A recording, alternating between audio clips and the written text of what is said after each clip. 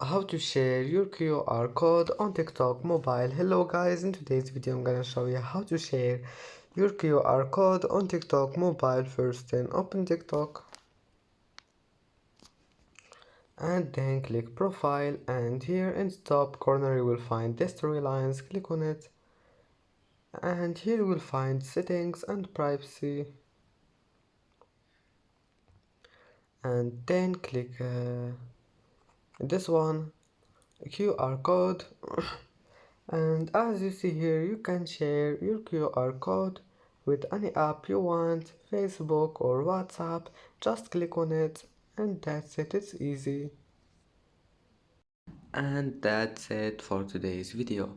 If you like this video, don't forget like and subscribe, and thank you for watching this video until the end, and see you in the next video.